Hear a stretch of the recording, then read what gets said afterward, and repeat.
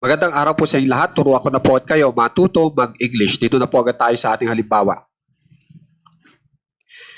Ikaw ay pwedeng tawagan ako sa lahat ng oras. Kapag in English po natin yan, yung ikaw ay pwedeng, you can. Tapos yung tawagan, call.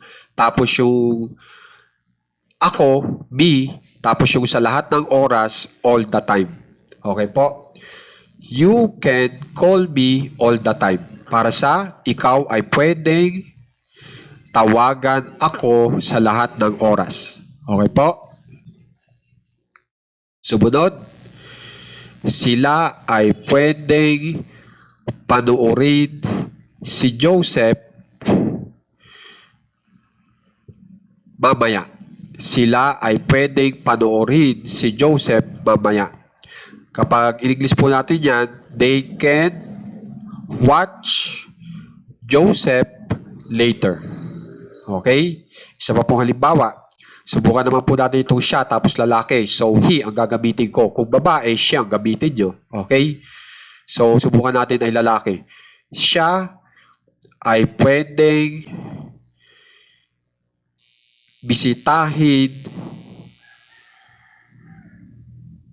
kami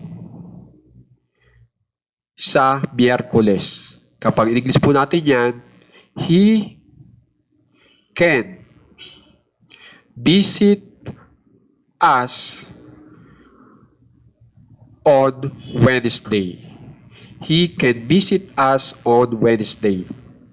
So, kung mapapansin nyo po, ang ideya pong naibibigay natin ay nakakapagbigay po tayo ng permiso.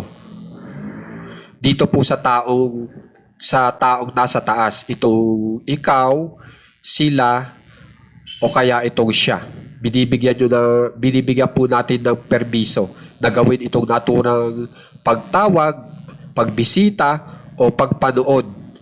Dito po sa taong maaaring ako, maaaring si Joseph, o maaaring kami.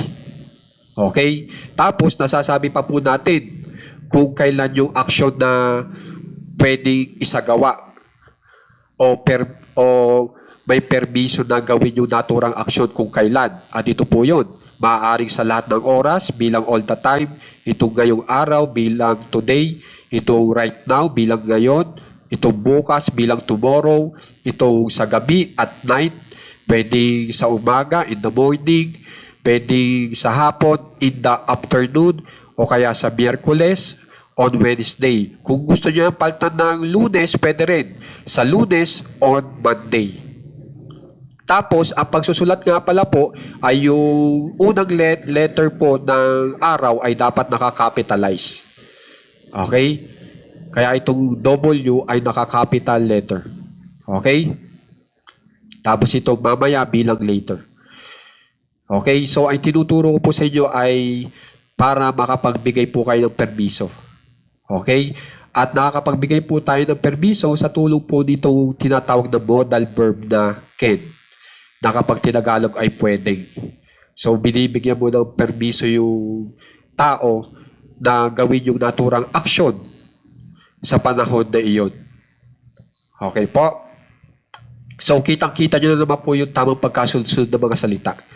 Pag nagamit po tayo ng can, dapat po yung mga verbs natin, katulad po nitong call, hanggang dito sa escort, dapat po naka-base form o naka-original na spelling.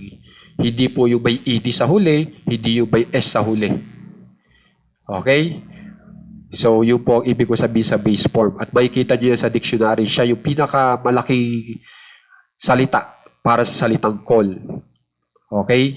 Kasi yung pag nakita nyo may S na sa dulo o may ED sa dulo, medyo maliit na yung salita. Okay? So, ganun po yun. Okay? So, dapat gumamit din po kayo ng dictionary.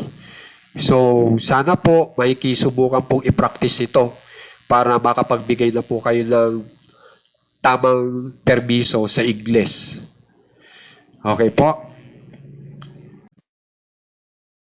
Okay, dagdag kaalaman lang po. Itong pakainin, itong feed, ang papakainin po natin dito ay hayop. Okay? So, halimbawa, ikaw ay pwedeng pakainin sila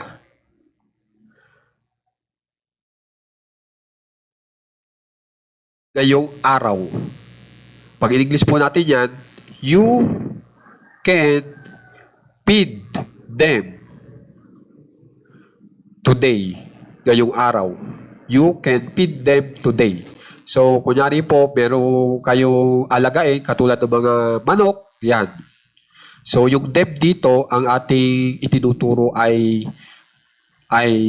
hayop o kaya tao. Pwede po para sa them. Para sa salitang sila. Okay? So guys, sana may practice po itong ating aralin ngayon kasi napaka-importante po dito para gumaling na rin po kayo sa pagbibigay ng permiso sa English. At maraming salamat po sa mga nagsasubscribe sa ating page para tulungan po yung ating page at saka sa mga naglalike at nag-share para makita rin naman po ng iba itong ating page. At maraming salamat din po doon sa mga kumukuha na bumibili ng item gamit itong ating Shopee link ng ating page para kahit papano naman po ay kumita ng kahit po maliit na komisyon man lang. Diba? Na hindi po madadagdagan yung presyo ng inyong biniling item.